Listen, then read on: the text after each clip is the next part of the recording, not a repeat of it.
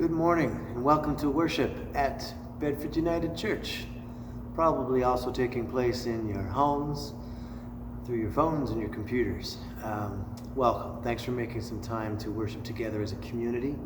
My name is Rick Gunn. I'm the Minister of Music here, and I pre-lit our inclusivity candle just so the moment you tuned in, you could see its glow, watch it flicker, and through that rainbow, hopefully just have a sense of all people are welcome at Bedford United Church all the time. No matter how different we seem and we act and we live, all are precious in God's eyes.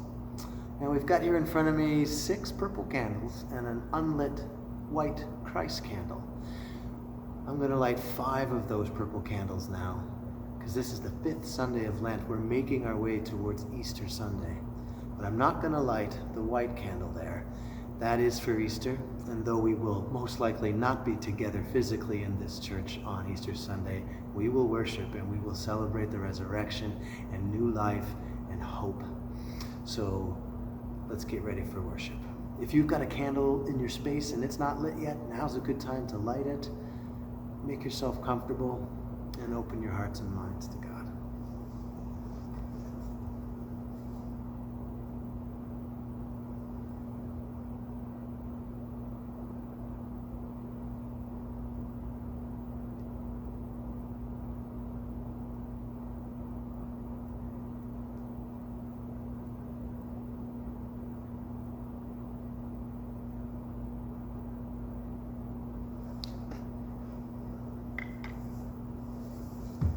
Our world is a little brighter now with those 5 glowing.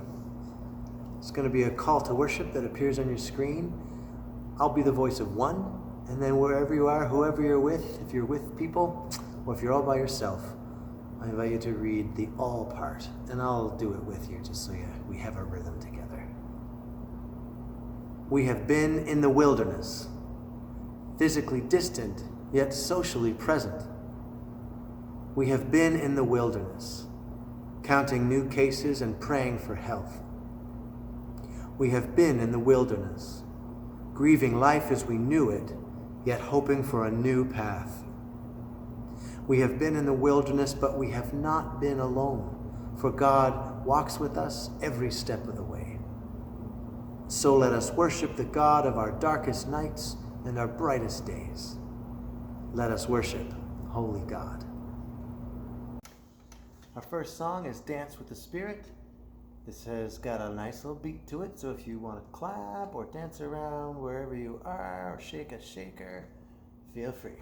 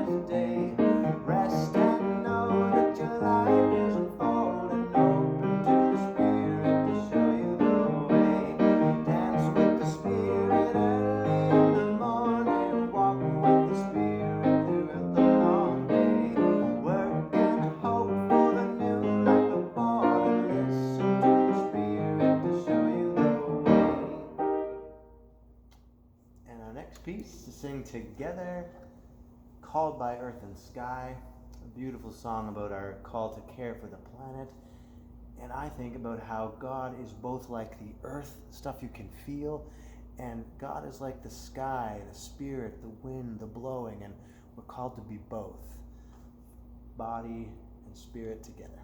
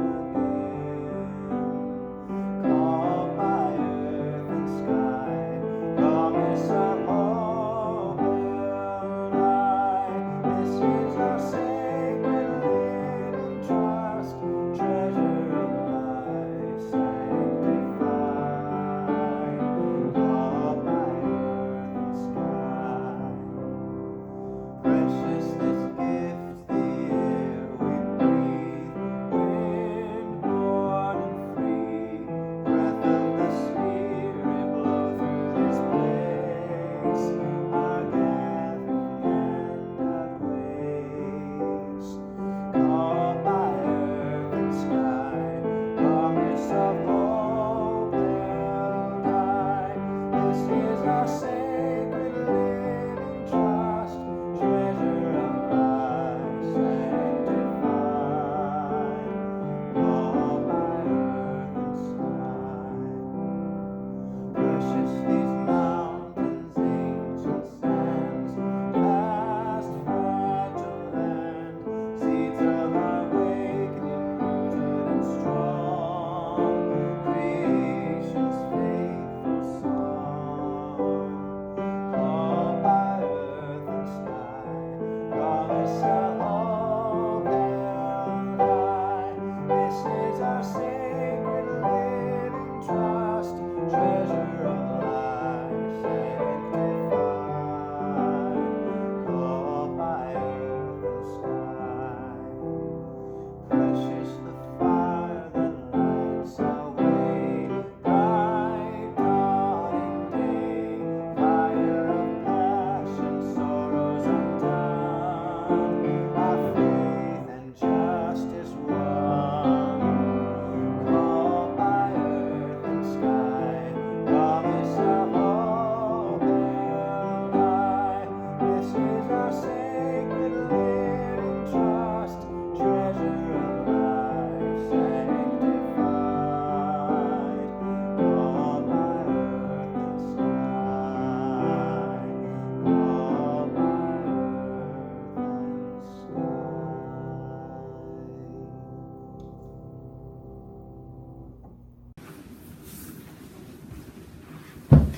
sky. Good morning.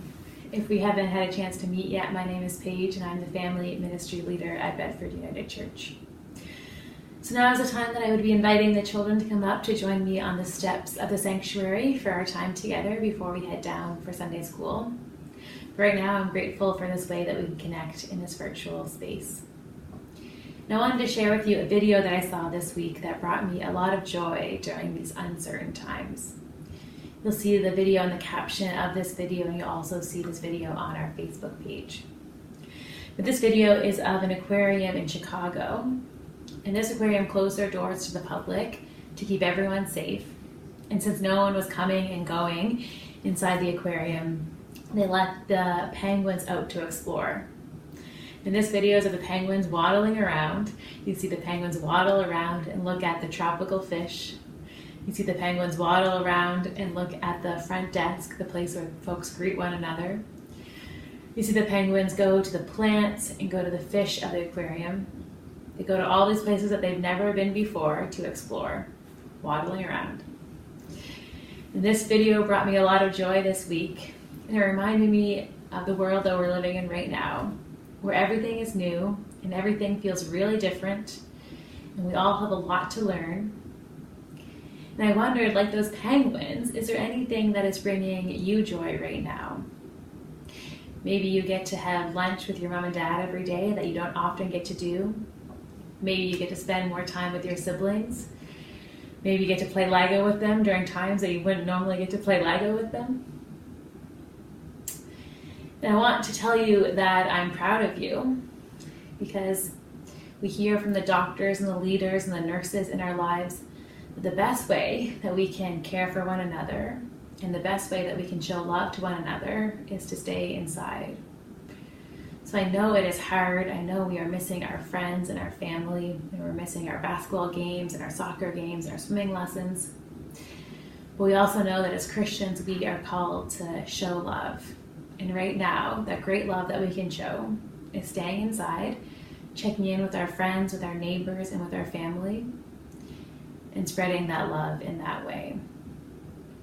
I've been amazed to see how people are coming together, musicians offering free concerts online, museums opening their doors to the public for virtual tours.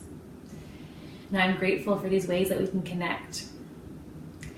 And I want you to know that I miss you, but I really want you to remember that I'm proud of you. And now is the time that we would head off to Sunday school. But I hope that you've received a Sunday school package, and in that package you'll find a video of me telling a godly play story called The Great Family. You'll find prayers for you to do as a family and crafts for you to do together this morning, and activities for you and your family to do throughout the week. And I am proud of you for sharing and showing this great love that we are called to share during this time, now more than ever. And I wish you all the best this morning and the coming weeks. Take care, and God bless. Good morning, Bedford United, and everyone who's joining us live this morning on Facebook. So glad to be here with you. My name is Reverend Katie Avon. I'm the Minister of Congregational Care here at Bedford United, and I want to start by thanking all of you for your thoughts and prayers while my family and I were making our way back to Halifax recently. We are still in self-isolation and feeling great and incredibly thankful and grateful for our safe passage home and for all of you. Thank you to each and every one of you for everything that you have done and are doing. And if all you're doing is staying home, that's enough. So thank you. Also, a special thank you to everyone on our ministry team and Nick Fieldsend for working so hard these past 2 weeks to make our ministry continue through the world that we're living in right now. Our reading today is from the book of Ezekiel, chapter 37, 1 through 14. The hand of God came upon me, and God brought me out by the Spirit and set me down in the middle of a valley. It was full of bones. God led me all around them. There were very many of them lying there in the valley, and they were very dry. God said to me, "Tell me, human, can these bones live?" And I answered, "Holy God, only you know." Then God said to me, "Prophesy to these bones and say to them, O dry bones, hear the word of God. God says to you, bones, I shall put my spirit in you, and you shall live. I will lay sinews on you, and will cause flesh to come upon you, and cover you with skin. I will put breath in you, and you shall live. You shall know that I am God." So I prophesied as I had been commanded. And as I prophesied, suddenly there was a noise, a rattling, and the bones came together, bone to bone. I looked, and there were sinews on them, and flesh had come upon them, and skin had covered them. But there was no breath in them. Then God said to me, "Prophesy to the breath, prophesy, human, and say to the breath, God has said, come from the four winds, O breath, and breathe upon these bones, that they may live." I prophesied as God commanded, and the breath came into them, and they lived, and stood on their feet. They were a vast multitude. God said to me, "Human, these bones are the whole house of Israel. They say our bones are dried up. They say our hope is lost. We are cut off completely. Therefore, prophesy to them that God has said, I am going to open your graves and bring you up from your graves. You are my people. I will bring you back to the land of Israel, and you will know that I am God, because I will open your graves and bring you up from your graves, and you are my people. I will put my spirit within you, and you shall live, and I will place you on your own soil. Then you shall know that I am God. I am God, I have spoken, and I will act." These are the words of our ancestors of faith. May God's Spirit bring fresh meaning to us today. Amen.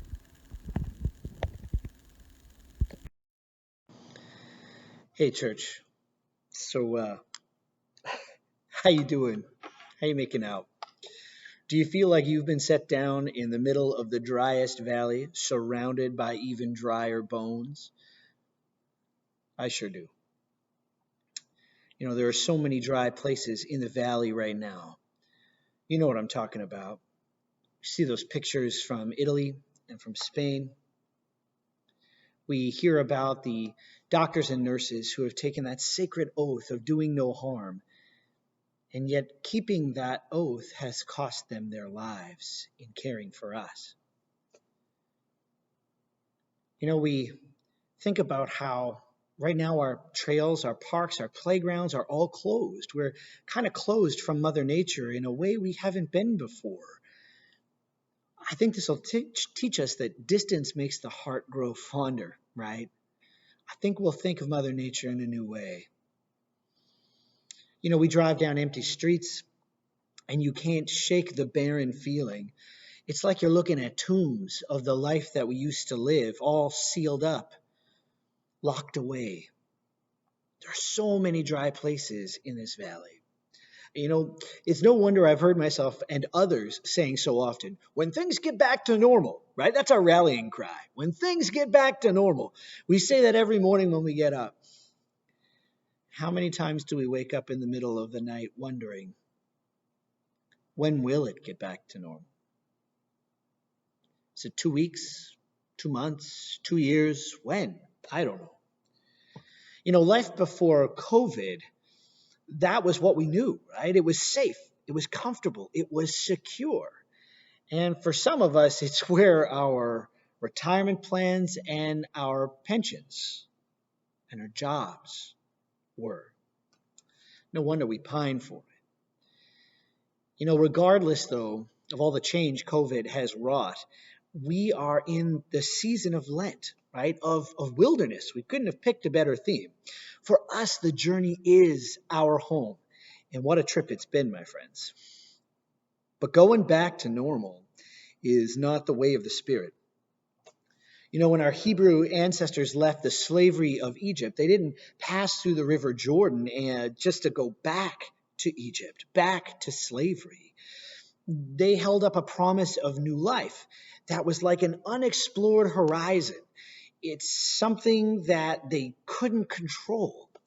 It was both scary and amazing at the same time. And I think we need to realize that this morning. More than one thing can be true at the same time. You can feel scared out of your mind and more hopeful than ever right now. And sometimes we do at the same time.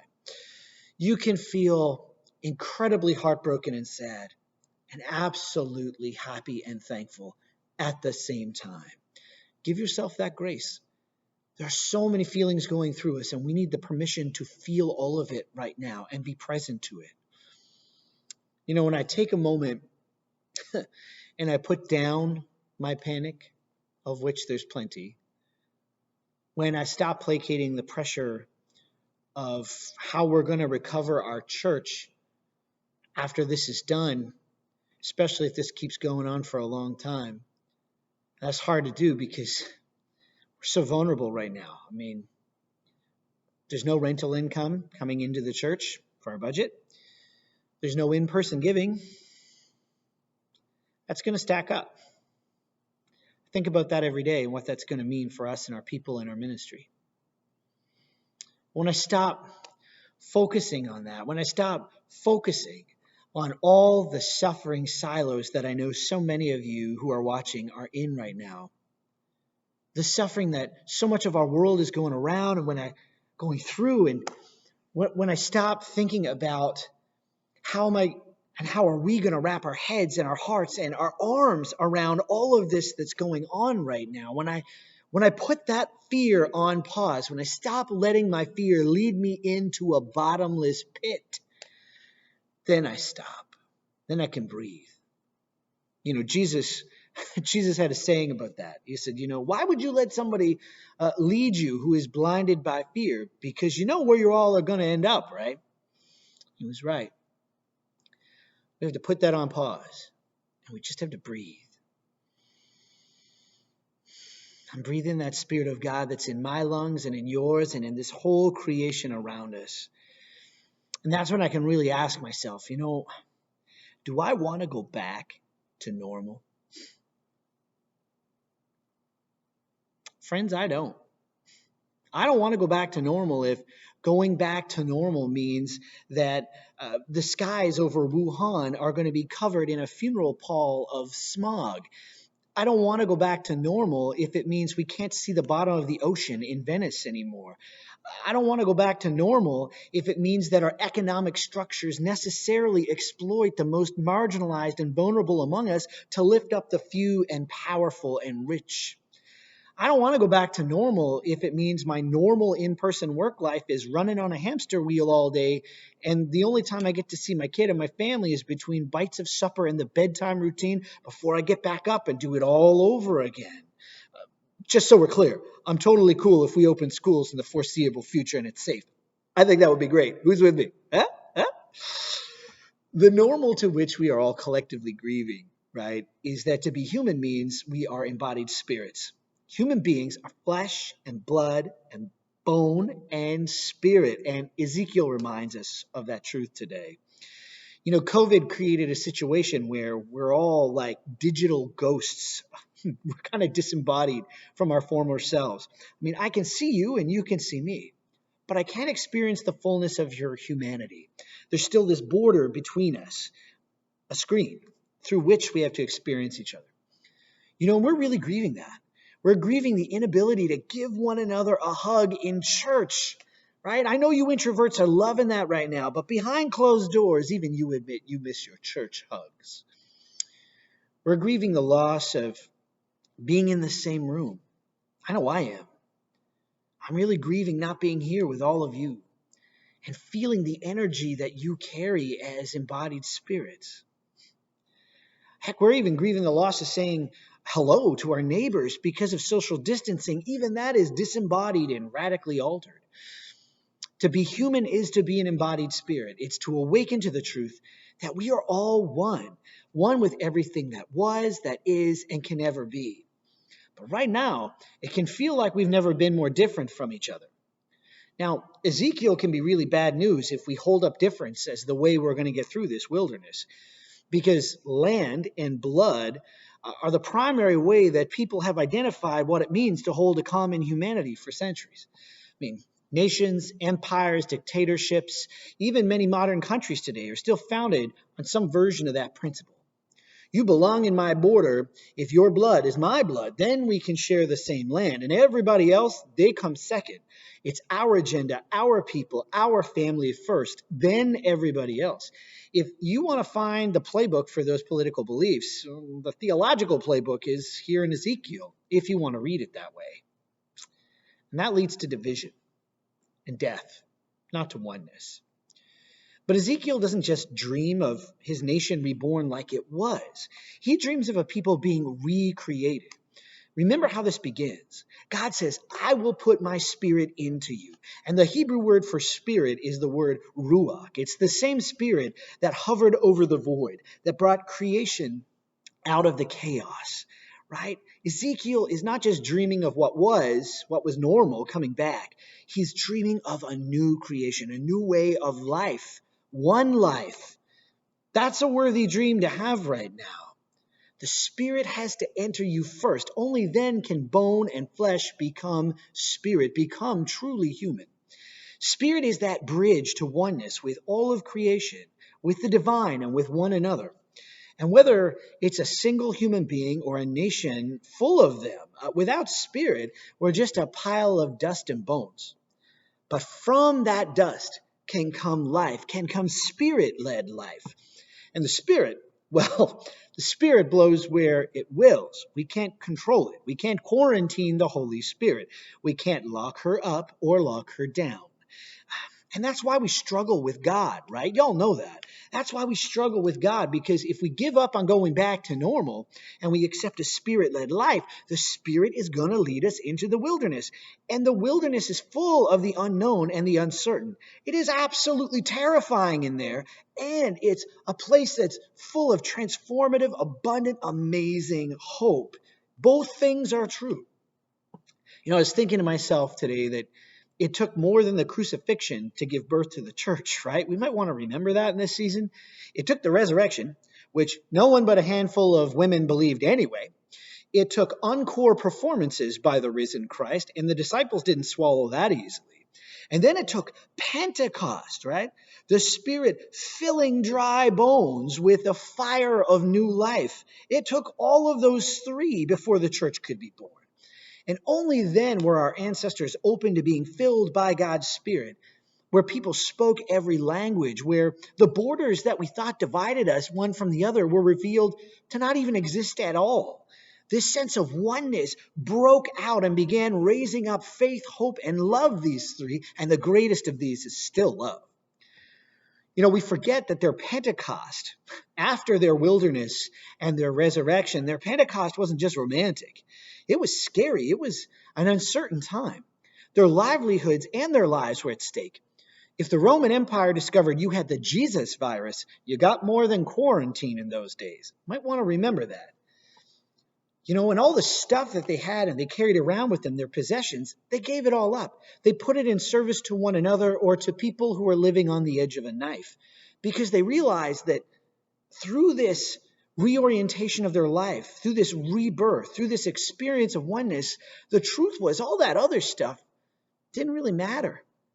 It was just skin and bones, because the only thing that ever mattered was each other. And that's still true today, and COVID's reminding us of that. And that same spirit is still blowing in you and in me and even in the midst of this pandemic. You know, when I saw the comments rolling in after the live stream last week, I don't know about you, but I was filled with joy and excitement, because there was my church rolling away the stone, jumping out of the tomb and saying, "Hey world, here we are." It was beautiful. There was our energy, our embodied energy as church. You know, when I saw the pictures of cards being written, of roses being dropped off, of phone calls going out to every single member on our membership list, that started this week.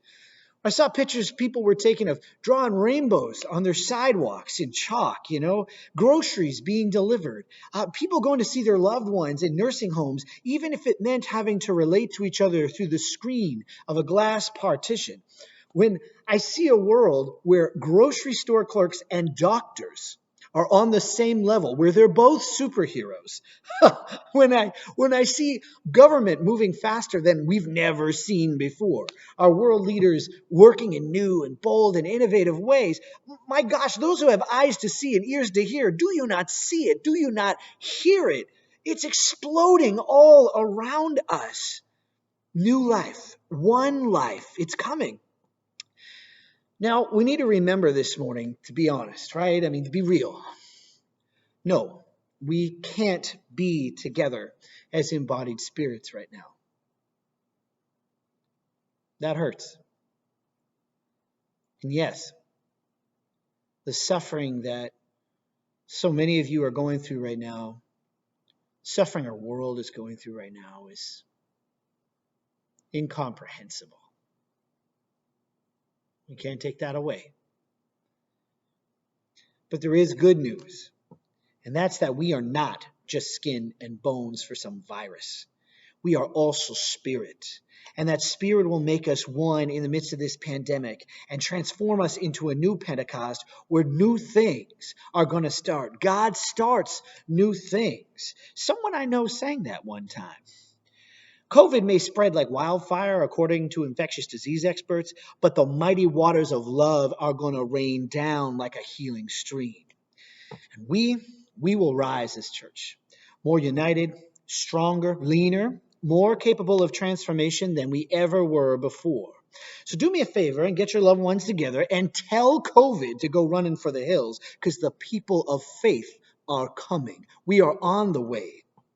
The spirit of faith and hope and love remains. And the greatest of these is still love. And love is right here, right now. Who wants to go back to normal when the resurrection of new life, one life, a world like we've never seen it, a humanity reborn, is on its way? Friends, that's good news. The spirit in me honors the spirit in you. And all the people said, Amen. Well, friends, it's that time again. Our offering will now be received. And we invite you to give as you're able. And listen, we understand that circumstances are changing for everybody. And we are deeply thankful for everyone who has given so much to BUC and everyone who continues to find a way to give. It means the world to us. We couldn't do what we do without you. So today, if you believe in a ministry of love and of justice, and a church that does it in a progressive and affirming way, we really need your help. If you can find a way to give, we really, really would be deeply thankful and appreciative.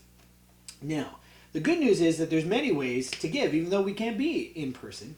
I want to say a special word of thanks to our envelope givers who have supported us all these years. And without you, we wouldn't be here. We're hoping you'll still be able to leave your envelopes at the Sullivan's Hill entrance mailbox. It's a secure mailbox here at the church.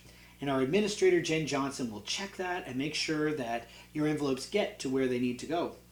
You can also mail your envelopes through Canada Post, and that might be a solution for many of you too. We're lucky that as much as 70% of our regular membership here at the church are on what we call PAR, pre-authorized remittance. Think of it as like having a subscription to Netflix or to iTunes. Basically, it's a debit that comes off of our credit card or a bank account. And so whether you're able to come to church in person or not, any time of the year, whether we're having a pandemic or not, your gift is still here. And that means our ministry is still here for not just me and you, but for the whole world right now as we go online. We really appreciate that. I want to say a special word of appeal to anybody who's just tuning in for this broadcast for the first time. You know, if you've gotten something today, if you believe our church is making a wonderful difference in the world, I invite you to visit our website, bedfordunited.com. And right there on that main banner, if you scroll down, there's a donate button. Click that and it'll take you to Canada Helps. That is a secure and trustworthy way that hundreds of charities and nonprofits use in this country to make secure donations. So all you do is fill in the form there with your information, and you can make a one-time donation, you can make a monthly donation, it's up to you, and you get a tax receipt for no matter what you do. So friends, we invite you to give as you are able, and God bless you and thank you for everything you do to make Bedford United Church all that it is and can be. We're going to listen to a song that I recorded called Dry Bones this week. I had this kind of moment this week, I don't know about you, where it all just came crashing down. I had a lot going on in my family life before COVID-19. And all of that just hit me at the same time. I had a really low day this week. And I kind of cracked and I said to Lorna, look, I just got to get my guitar and I need to write a song. This melody had been kicking around my heart that entire day, and the words came very easily. And with the help and support of our music minister, Rick Gunn, I was able to kind of put that all together, and I really thank Rick for that.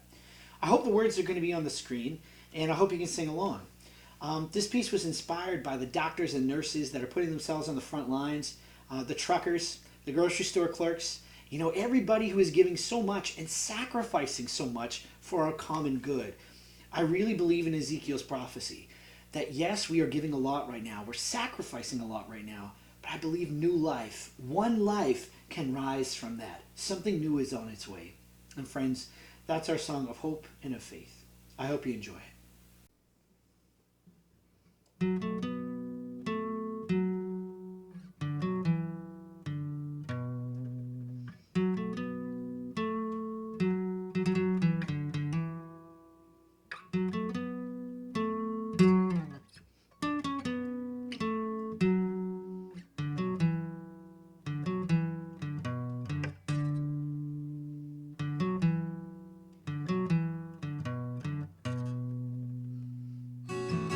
When the well runs dry, I will carry on.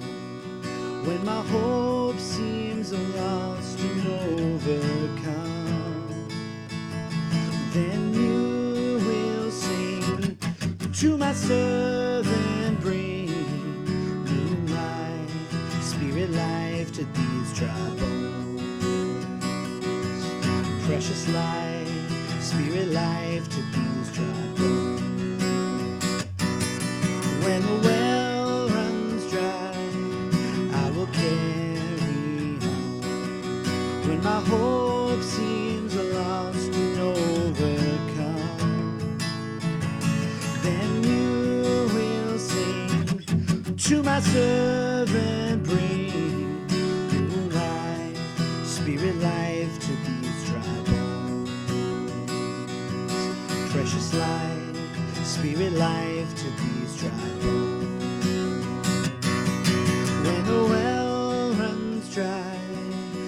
will carry on. When my hope seems lost and overcome, then you will sing to my servant, bring new life, spirit life to these dry bones. Precious life, spirit life to these dry bones.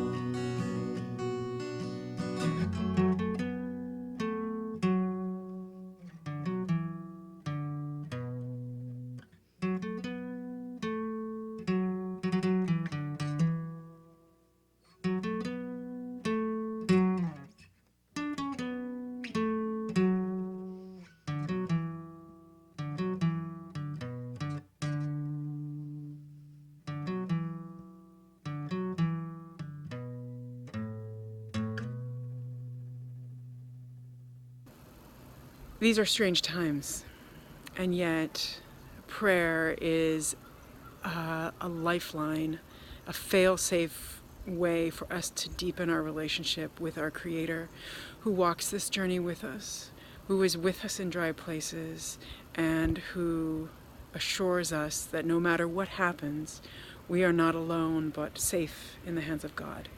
So I invite you to pray with me now. Creator God, we lift up to you our hearts full of faith and doubt. You have said, I will put my spirit in you, and you shall live. From dry places you lead us to water, to living water. You put your spirit in us, and we shall live. Say it with me. You put your spirit in us, and we shall live. We lift up to you our dry places, scattered with bones.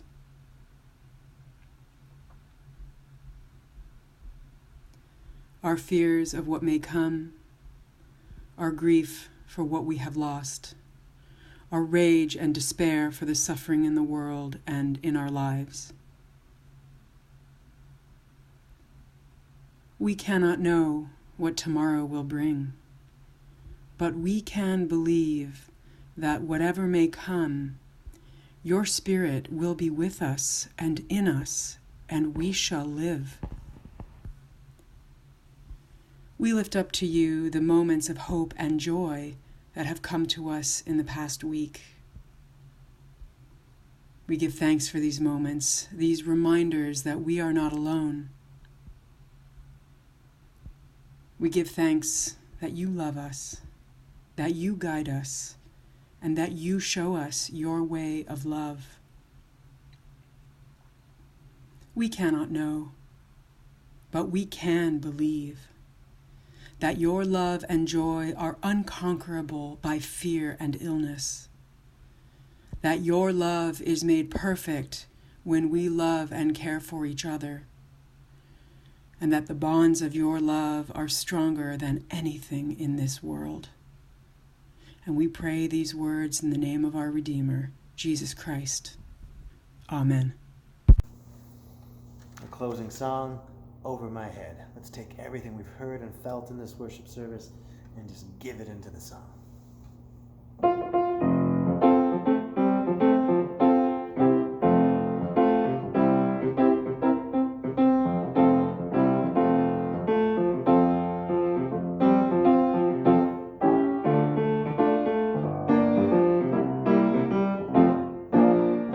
Over my head, I hear music in the air. Over my head, I hear music in the air. Over my head, I hear music in the air.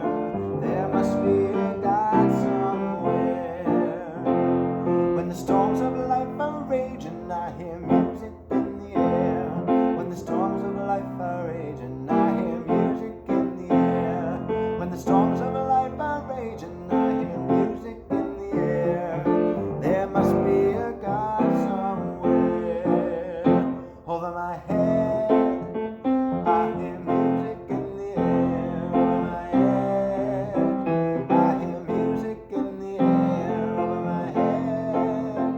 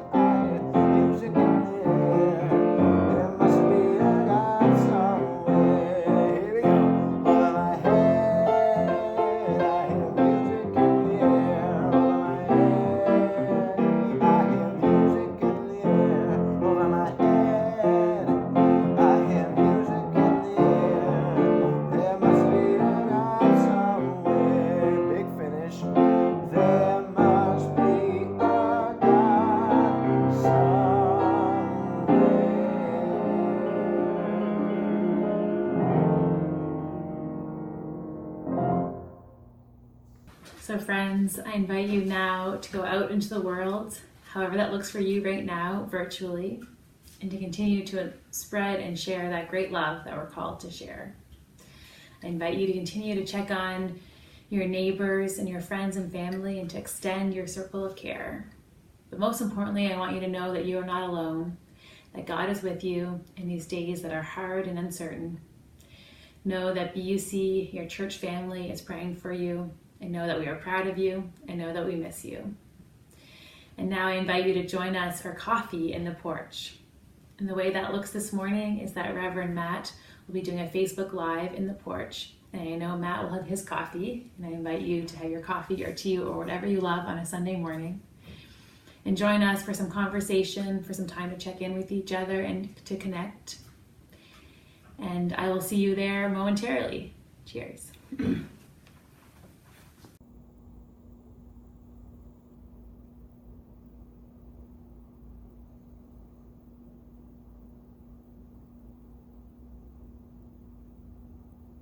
Well, welcome to the chat in the porch, everybody, for today. It's me, Reverend Matt, hanging out here with Nick. Daryl's here too. We all wore gloves. We all came in through different entrances, just so you all know.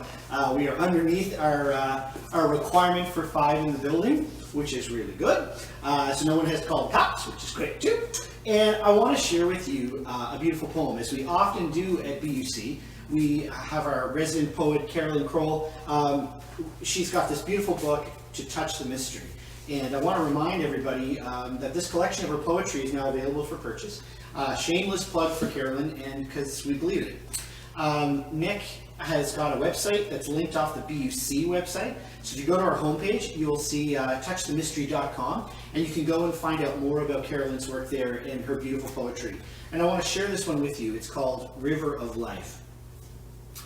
Within time and space, life is like a river, birthed in the hills from deep springs of love or clear mountain rain, joined on the journey by other streams, growing, enlarging, sometimes falling or flowing around obstacles to lie briefly in a tranquil pool, deepening, widening, spreading out across the land, nourishing creatures and soil, broadening self and others. Sometimes dark cliffs and banks shoulder the water into itself, turning it raging, tumbling over rocks, racing along its path. Time passes, directions change, emerging into peace, the expansive delta, endlessness in view, busyness laid aside, moving into communion with eternity, the divine ocean. That's River of Life by Carolyn Kroll. Friends, before we jump into our chat here, Nick and I have a monitor set up to see your comments as you make them. I just want to remind you of a couple things. One is to say a great heartfelt thank you to April Hart from our staff team who led us in our Vespers prayer service on Friday night, and to all of you who joined. Staff team's meeting today, and we're going to try and think about how often we offer that and at what times and so on. So look for good news to come on that front. And there's a really great project that a few of us in the leadership team have been working on that we're not ready to announce just yet, but we are very excited about an opportunity that came our way, and you are going to hear about it next week. So stay tuned for the launch of a pretty amazing way to bring care and compassion to all our neighbors, sponsored through Bedford United Church and by people who are our friends. So I'll just leave that teaser there. So we've got lots of folks who've been watching today. We want to make a special welcome to everybody who joined from other churches, no churches, who just like, look, I just want to see what you guys are doing. It's great. And this live stream video broadcast, you can watch it back later, and we're going to post it on YouTube as well. I don't know if, Nick, did you have anything you wanted to share with anybody from behind the camera? Good morning, BUC. Just a quick note that I was watching the numbers scroll up on the worship broadcast this morning, and I think we hit a peak of 186 people watching at the same time, so that's great. So pleased that people are finding the opportunity to come and join us, and the technology is working out and you're getting logged in. If there's any questions or if you've got any continuing issues, send the notes in. We'll keep working on this and make it as seamless as possible for next week. Yeah, folks, let us know if you had difficulty logging in. We changed the format. Last week, we had a live stream first, and some of you tuned in later, and so all you saw was, well, this table, and there was a lot of confusion about where to click, where to go to get that live stream or to watch the video that was pre-recorded. So we just went with the pre-recorded version today, and then had our little chat after to catch up. So if you can feedback in the comments and let us know how that went, that'd be really good. Was this a better format for you than what we did last week? There was just a note coming in, Matt, about maybe mentioning the prayer circle today to anyone specific people that we really want to reach our prayers and thoughts out to at the moment. Right, is that if you've got people that you would really like us to pray for, make sure you send us those names. You can email Reverend Katie, I'm sure, and she will get that into the prayer circle.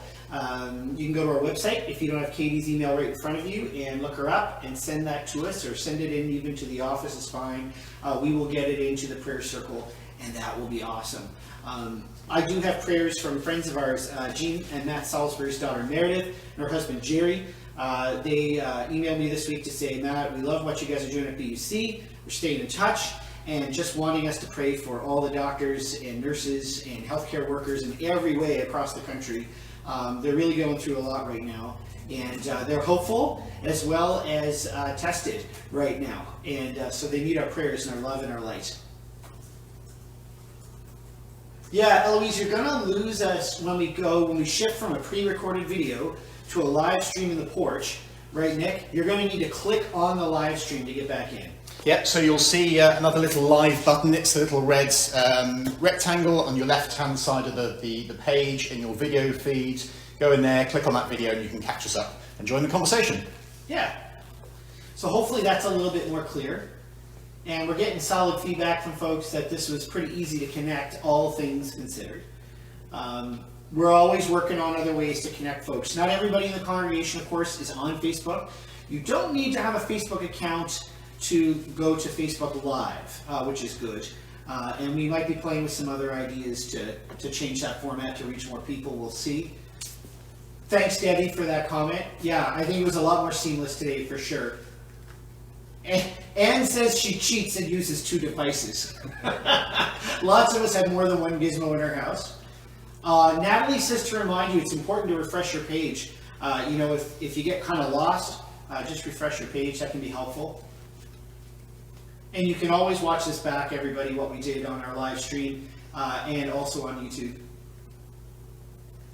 So we were getting some interesting comments during the broadcast, but I just wonder for those of us who are with us, we have 100 as part of this chat. That's awesome.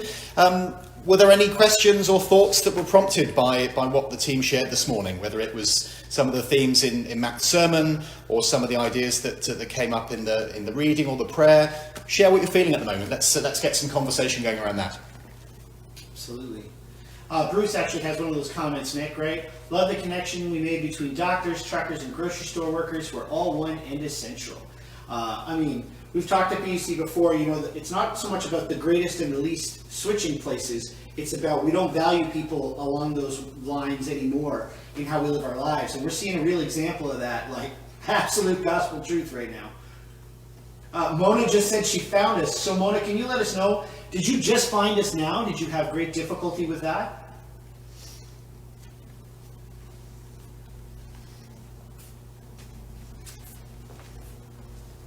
And we're getting lots of reactions there. Thank you, everybody. We really appreciate all that feedback. It's really awesome. Ann Levo Harp reminds us to think about gas station attendants, which is really important. Yeah, gas is cheap right now. It's kind of freaking me out. It's the same price as it was when I was in high school in Newfoundland, but it's oddly not comforting. I kind of wonder what gas will be this summer when this changes, but we'll enjoy it for now and pray for the gas workers who are in touch with the general public a lot right now. So I had a question as we're waiting for a few more comments to come in. Matt, your motivation and your drive around that song, just tell me a little bit about the process you went through to sort of take from where you were feeling and all the burden of everything that was there and turn it into such a powerful song. Yeah, I find this one of the best spiritual disciplines I can have, Nick, is when I get really overwhelmed. One of the things that friends of mine have been reminding me is now more than ever, everyone who's got self-care routines, if you have spiritual practices that you do, now's the time to be shameless about nourishing those often empty wells, because if you don't, you won't fill back up, right? There's just so much headed at us. So I just had a day where we're dealing with everything that's happening with Lorna's mom, and lots of you know she's had a liver transplant. Lorna's one of those healthcare workers that is mandatory, she's essential, so she's going to her clinic and she could be potentially exposed to God knows what. And we're, you know, she could bring that home to us. She could bring that to my mother-in-law as well. And we're their primary care people. So it's a tricky dance for us. Like there's all that pressure and strain, and having a young child at home and trying to be parent and teacher and lead minister and work in all the other ways we do. And all of you are in that boat. You all know what I'm talking about. So it's just, when I got overwhelmed with that, I had to say, like, I can take 5 minutes. I can take 5 minutes and go do this. I need to just release this.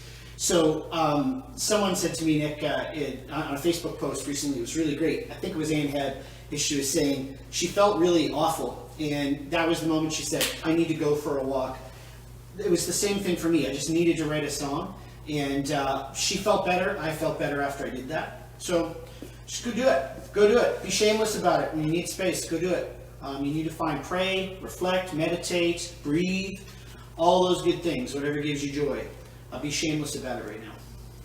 Allison wants to know, what do you do? How do you keep Izzy busy? How do you keep Izzy busy? She loves church Zoom calls. Yeah. She loves, all my church friends now know Izzy, and she knows them. It's great, actually, in our church meetings. She often brings a radically different perspective than what the subject at hand is. It's just been flexible, you know. It's just being like, again, being shameless about that. Whenever I have a meeting, I always say to folks, Izzy may be here. She will color. She'll ask for things to do. We're still working on all her letters, and thankfully she enjoys writing her letters, so we give her lots of writing to do. I like to build Lego with her, so Lego is something that we can build together, and she can be off camera and I can be on. We can be building it, and I'm listening to what's happening here, and we're building Lego together. So little things like that, and lots of walks with the dog. We're lucky that we have a swing in our backyard, and Izzy is taken to what we belovedly call stream of consciousness singing and swinging. Yesterday's song was 22 minutes long, and yep, that was great. It's great. It's all good. Hope all of you share what you're doing with your kids. I get all kinds of ideas. I got a salto recipe from Heather Ferrier there this week, and that was lovely. Heather, if you're still with us, that was awesome. Isabel and I got to make lots of wonderful little ornaments for Easter out of salto, so that was really cool. Nice comment from Sandra Nimmo. I've been reading the Lent devotional. Love it. So timely. Does feel like wilderness, so the love of our BUC community helps ease that sense of wilderness. Maybe, Sandra, if you have a link to that particular text, might be nice to share that so some others can delve in and experience it too. It'd be really great. One of the little Facebook posts that's being traded quite a lot right now is somebody who said, this is the lentiest Lent I have ever had. And a lot of us are vibing on that right now, and they're like, yep, amen, this is true. We got lots of feedback coming in here. We're just kind of scrolling through your comments and getting a sense of what's going on, everybody. Yeah, we're going to try to stay consistent. Some folks are saying, like, having that consistent spiritual practice is essential. We're going to try to do that. Of course, we'll always be here, 10 o'clock. You'll always see something from the church on Sundays. And we're working on ways that we can do this midweek and throughout the week for people so that there's some consistency there as well and some reach to do different things. I want to say a special thanks to Paige Frazier and to Katie Even, who have both they're bringing it. They're doing small group stuff on Facebook. Paige and the CDC team are bringing all kinds of youth and children's ministry, alive, family ministry. Katie's been working super hard on congregational care, connecting all of you. The Makers group is getting active right now. We're trying to balance that, all of us as staff. There's this weird kind of thing where, you know, because the routine has been so high pressure, our part-time staff have been working way above and beyond, and we're trying to be cognizant too of saying to everyone, hey, we got to do this in a sustainable way because it looks like we're going to be here a while. So you'll see offerings though from the staff team and from other leaders coming forward from the BUC community. Bruce McCulloch made a lovely reference about lifting up the nurses, lab technicians, cleaning staff at hospitals, the unsung heroes of our medical system. A filmmaker friend of mine, his partner is a nurse. She's been called upon again and again. He told a story about her coming back from working a 12-hour shift, crashing for a couple of hours. The phone rings. She was called for overtime. Not a hesitation. She was back in the car and back out at the front line again.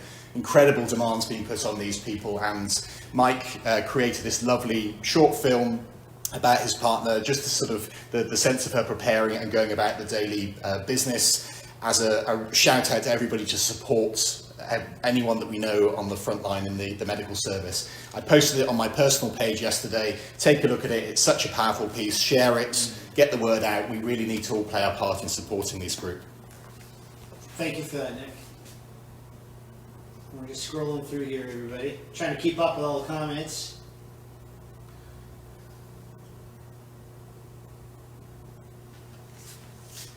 Perhaps, Linda Stewart says, perhaps this is outside the church box. Maybe you would consider sharing your song with the Ultimate Online Nova Scotia Kitchen Party, COVID-19 edition. Actually, a part of that group, Linda. That's not a bad idea. I might just do that.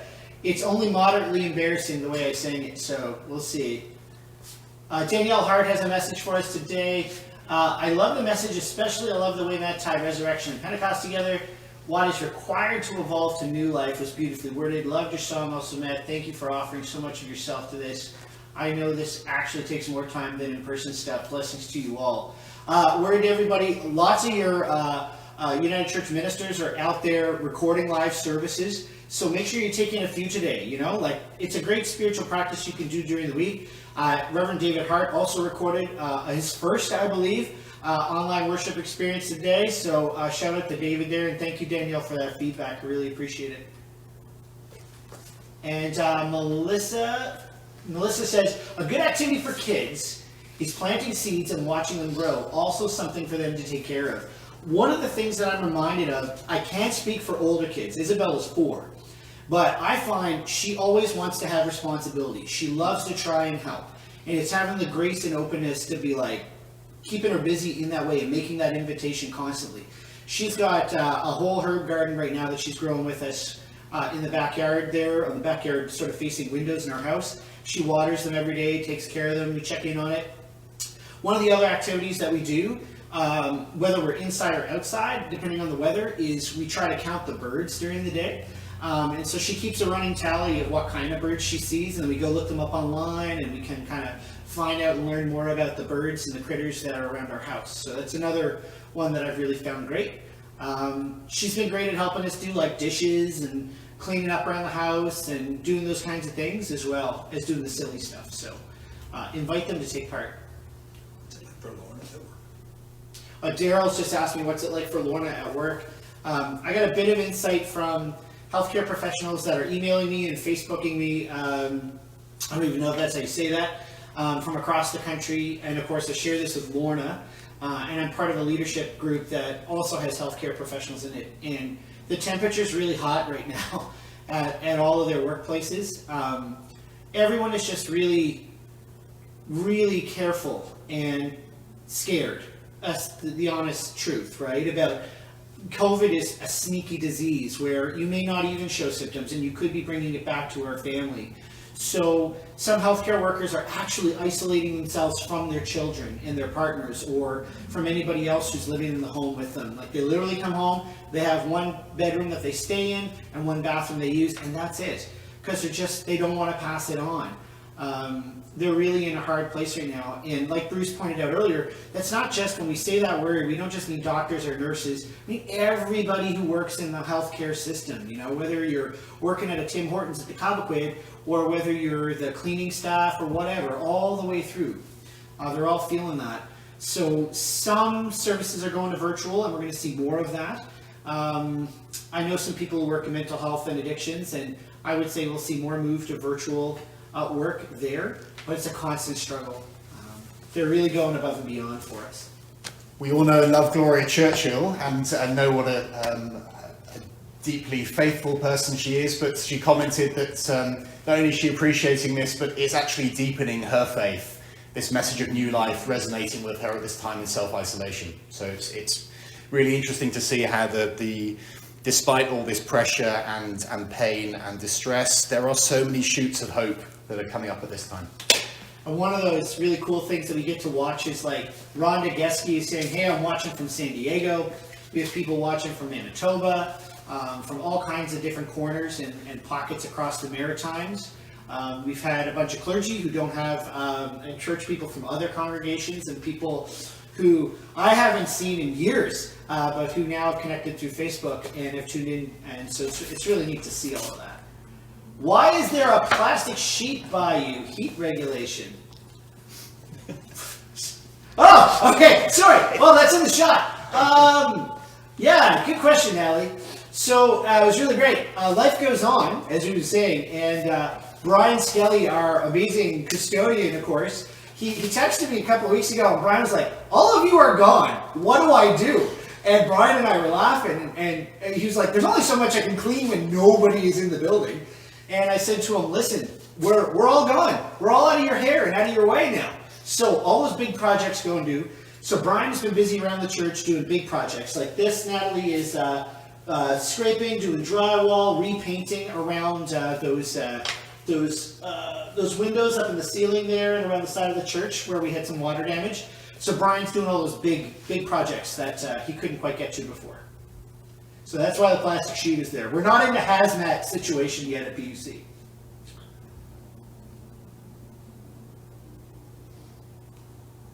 Yeah, Keith, I hear you about having family who are working right across the country.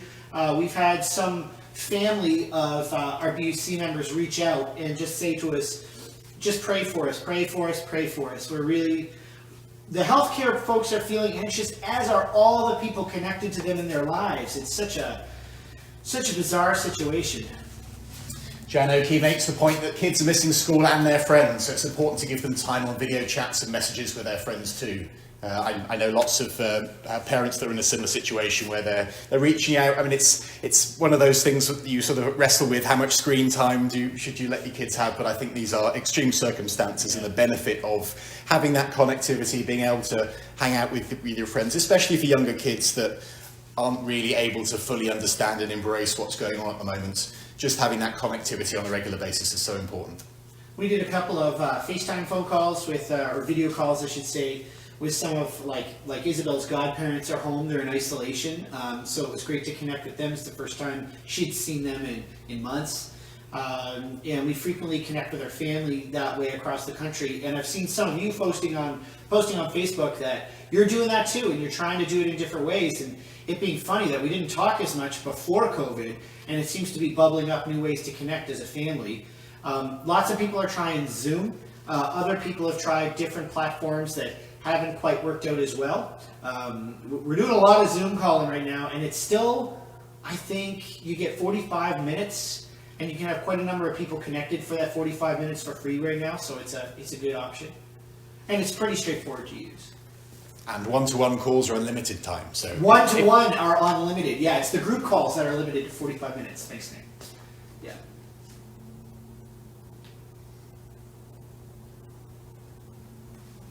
We're just reading here from Cheryl. She's saying a very special 85th birthday to Ken Reed. Strange not being able to celebrate in person. When this is over, it will be even more special to reconnect in person with our loved ones. Big virtual hug. Anybody who celebrate the birthday milestones out there today, anniversaries, we love you, and share them with us so that we can celebrate with you as best we can right now. Yeah, I'd say we're about ready to wrap up, friends. We're coming up on the hour here, and we hope that you've had an awesome time with us today. Look forward to more ways to connect with BUC. Keep checking on one another. I want to say that on behalf of the whole staff team, let alone Katie Avon, who would want you to do that. Call your friends, call your BUC friends, call your neighbors, video call them, email them, whatever. But the more that we check in with one another, that can be so helpful, just knowing that people are thinking about us right now. We love you, God bless you, and the Spirit in me honors the Spirit in you. We'll see you soon.